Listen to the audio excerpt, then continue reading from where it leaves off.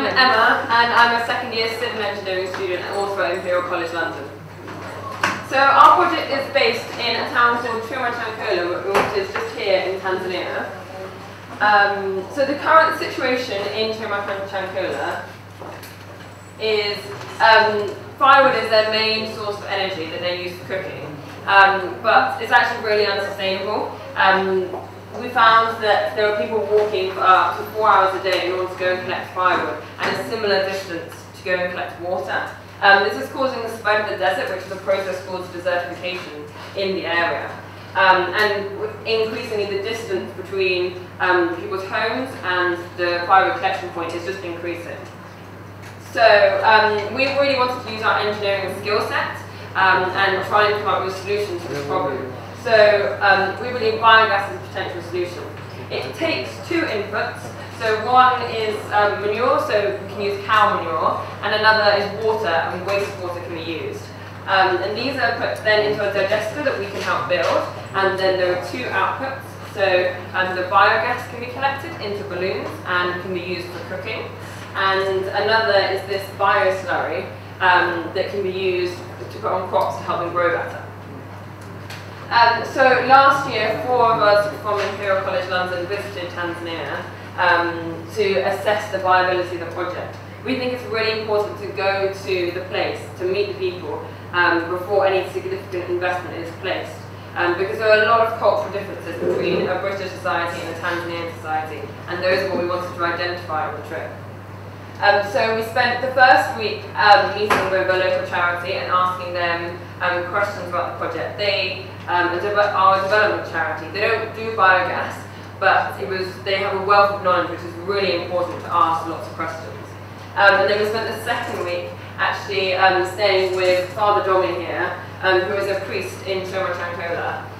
It's really important to stay with a respectful member of the community, and he put us in touch with a large variety of farmers, and we then conducted needs assessments and interest assessments with those farmers. We then interviewed a number of potential entrepreneurs that we could partner with, and these came from a variety of backgrounds. We had a head teacher, we had an albino school leader, we had small holding farmers, and we also had business scale farmers as well. So we found it was really important to make sure that the people in Chankola actually wanted biogas. There is no point us thinking that this is a bright idea and going in and giving it to them if they don't want it, otherwise we'll find it's going to be unused. Also, we really want to partner with them to build the project together, because then they understand how biogas works, so they can fix it themselves. So if it gets broken, we're not in London trying to help them, they understand how it works themselves. And also, biogas could potentially be flammable, and so we really wanted to educate them on how it can be used safely. So we visited 2 biogas plants while we were there. The first one was being used by a large number of school students and was actually taking human waste as an input. And the second one we visited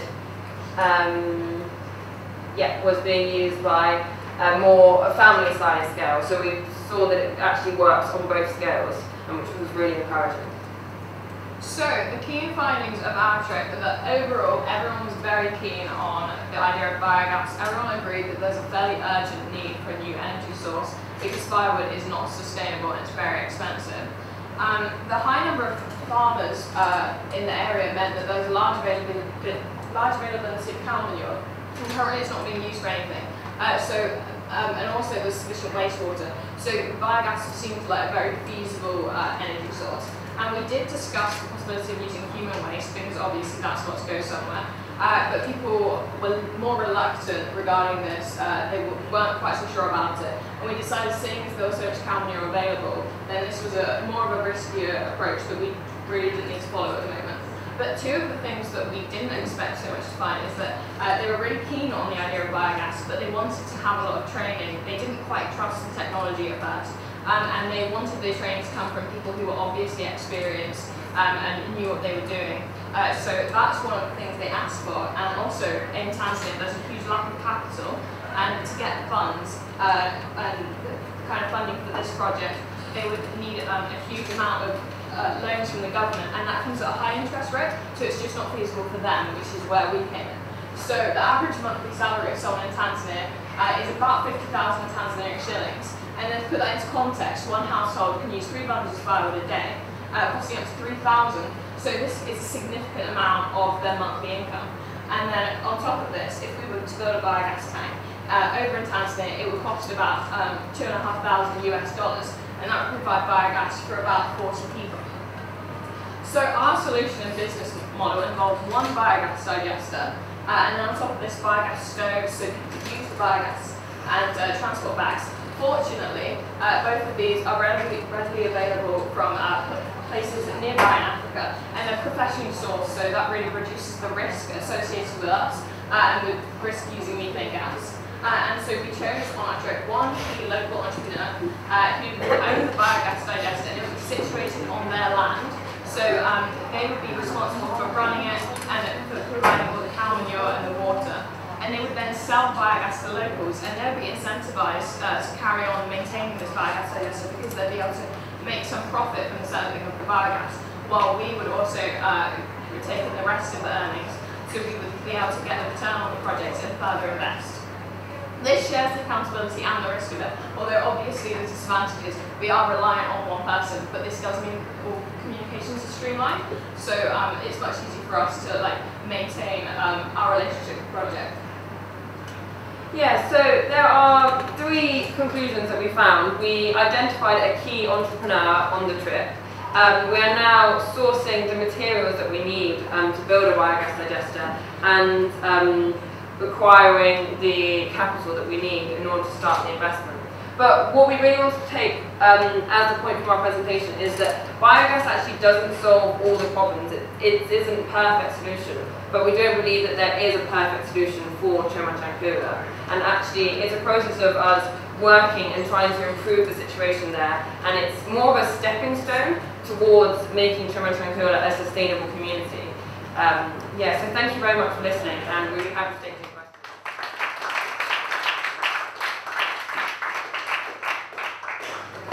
Very admirable, right? Trying to go to this area to do this project. Technology-wise, it's very, very mature. The issue is how do you implement this technology? Any comment, any questions, suggestions for the young entrepreneurs? Questions? Yes.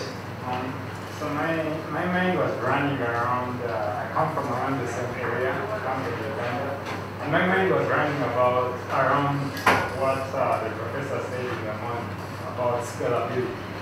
So when you look at just picking one entrepreneur, how about thinking about schools or something like that? Because the school would give it a bigger publicity, and it would help you to kind of roll it out to other entrepreneurs. How are you balancing this? So that's something we definitely looked at that because we wanted to have the highest impact. But with if it was associated with a school, then there's less profit associated with that because it would essentially be a free source, and also we'd have to obtain the county. So by implementing this kind of business model, first of all, we build up the trust, show that it is worth it, and by having ownership of the first model, we'd have people in the community who are already educated, so then they're more likely to share their expertise with the school, where there would be no one person responsible for it. But yeah, that's definitely something that we're interested in further. Because where I was going with the school idea is because perhaps they have, say, more cow manure than one person or something like that. Yeah. So in Choma Chankula, it's such a rural area and it is just farms. So we found that the availability of cow manure wasn't a problem. Any other questions? I have a quick question to how you actually make it happen. Is it only price built by the locals?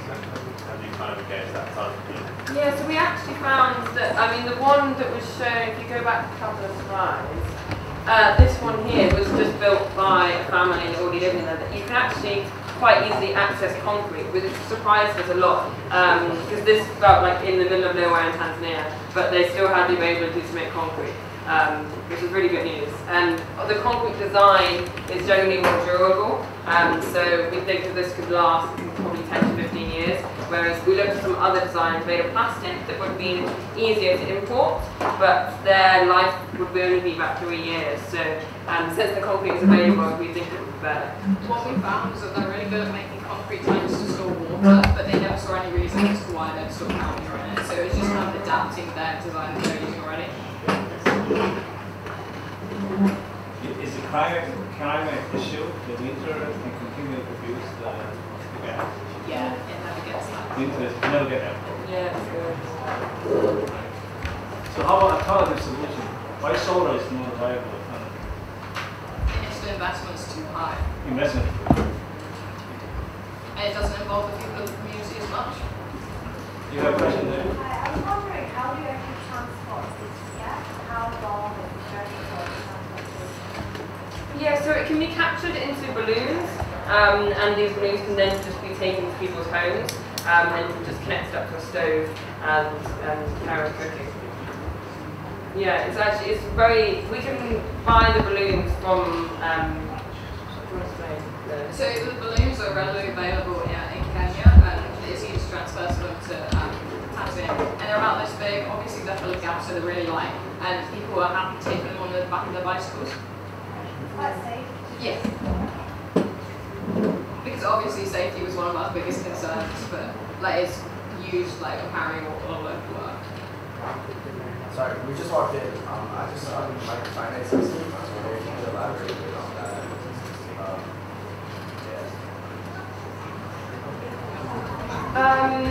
So the idea is that we partner together with a local entrepreneur, and so we didn't want to just give them a project and then, like I found before that if you just give them a project and it's all free, then they don't really have ownership over it.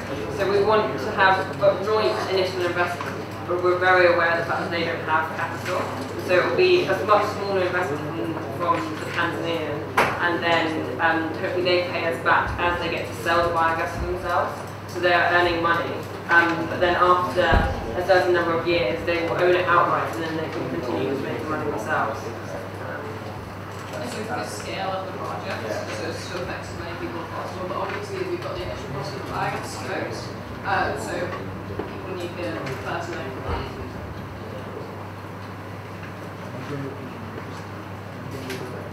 Yes.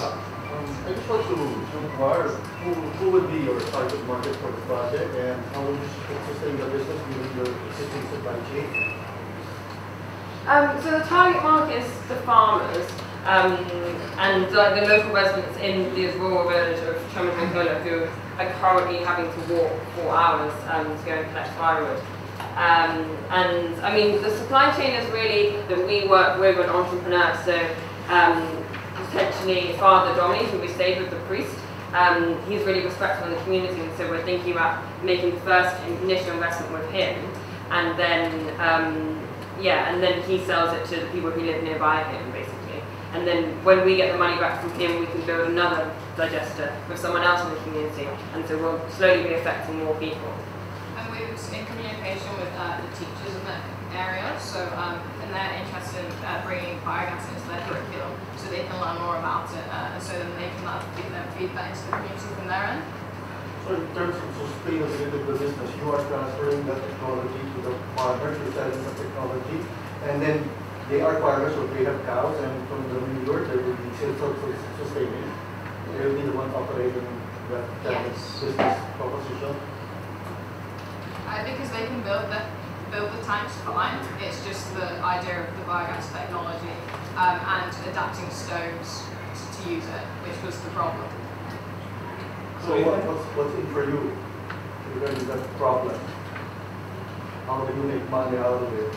Oh, so we've got a contract with the local entrepreneur, and so some of the profit goes to them, and some of the profit comes to us. And because they are very aware that we're interested in expanding the project, that means they're incentivized to keep us in the loop. So this is still in the design phase, yeah? Business design phase. So we need to build a minimum viable business product to test all the suggestions, all the ideas, whether it works. We can compute the cost, compute the profit, and so on. So the lesson is to build a minimum viable product.